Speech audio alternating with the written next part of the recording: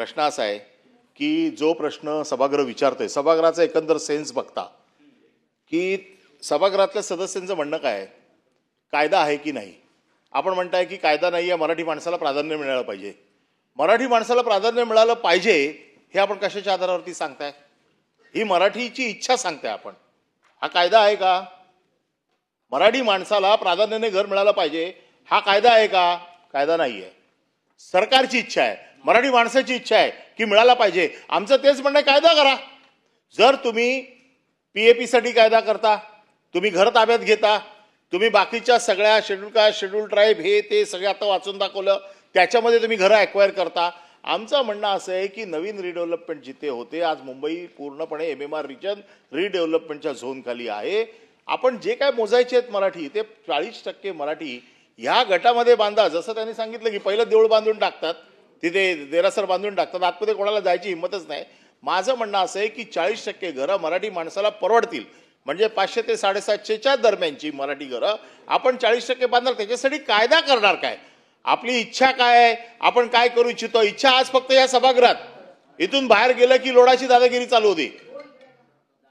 त्याच्यामुळे आमची अशी अपेक्षा आहे, नाही ठीक आहे नाव मागे घेतो, पण बाहेर काय चाललंय त्याची सभागृहाचे सदस्य जे काय सांगतायत, आमची मंत्री महोदयाकडनं एवढीच अपेक्षा आहे की मंत्री महोदयांनी सांगावं की बाबा आम्ही सकारात्मक कायदा आणतो. या बाबतीतला कायदा आणल्याशिवाय होणार नाहीये, मराठी माणसाला न्याय मिळणार नाही. समिती करा. आणि आमचं एवढंच म्हणणं आहे की या संदर्भात सकारात्मक असेल, कायदा आणतो जरी सांगितलं तरी मराठी माणसाला एक दिलासा मिळेल.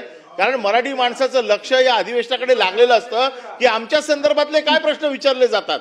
त्याच्यामुळे माझा साधा स्पेसिफिक प्रश्न आहे की आपण ह्या संदर्भातला मराठी माणसाला प्राधान्याने घर देण्यासाठी 40%ची अट टाकून कायदा आणणार का?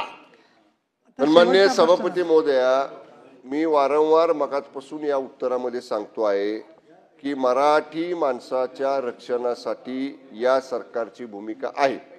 आता सन्माननीय सदस्य अनिल परब साहेब हे ज्या पद्धतीनं या सगळ्या रिडेव्हलपमेंटचे प्रकल्प असतील, म्हाडाचे प्रकल्प असतील, SRAचे प्रकल्प असतील किंवा गव्हर्नमेंट एडेड शासनाची मदत घेऊन केलेल्या कुठल्याही योजनांमधले प्रकल्प असतील, या संदर्भामध्ये ज्या पोटतिडकीनं मराठी भाषिक माणसासाठी भूमिका मांडतायत, तीच भूमिका या सदनाची आहे, तीच भूमिका महायुतीच्या सरकारची आहे.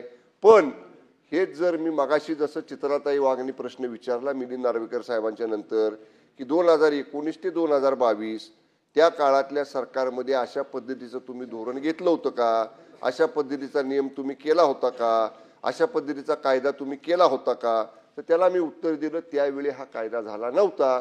मग त्यावेळी एक मिनिट ऐका ना, ऐका, अरे ऐका ना, ऐका का? आता तुम्ही केलं नाही, तुम्ही केलं नाही, तुम्ही माझी विनंती आहे तुम्ही ऐकून घ्या. तुम्हाला सकारात्मक उत्तर पाहिजे ना, खाली बसा. केलं नाही तुम्हाला गोंधळात सभापती महोदया, तुम्ही शांत राहा जरा. पुढचा नाही तुम्ही शांत राहा. अहो तुम्ही असे रेकॉर्डवर येतंय ना, ते ऐकवत नाही का?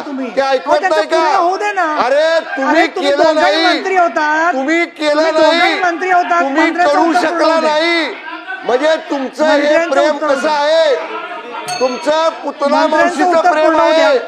मंत्र्यांचं उत्तर पूर्ण होऊ द्या, खाली बसा.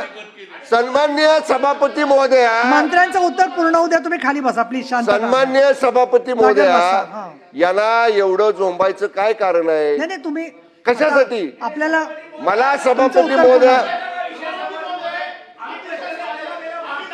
चला आता तुमचं वाक्य मग हे स्वीकारा ना.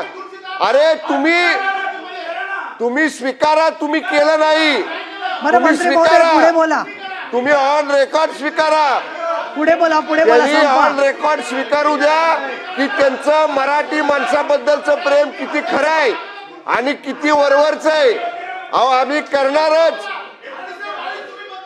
साहेब असं नका बात करू, मराठी भाषेचा विषय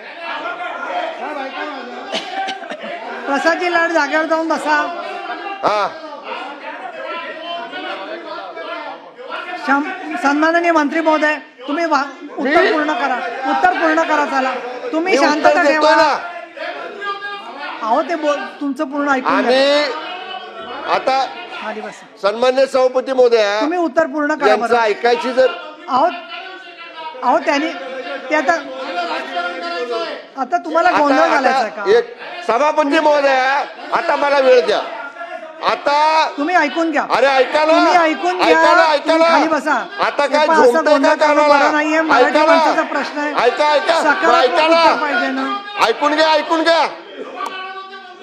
नाही असं आता बोलायचं नाही. शांत एक राहा. मिनिट सांगू का आम्ही काय करतो तो ते सांगू का? काय गद्दारी सांगतो? कुणाला म्हणतो गद्दार? अहो, शांतता ठेवा. काय रे तुला दाखवतो याला गद्दार कुणाला म्हणतो रे? काय गद्दार काय म्हणतो? सभागृह 10 मिनिटासाठी थांबवते कामकाज.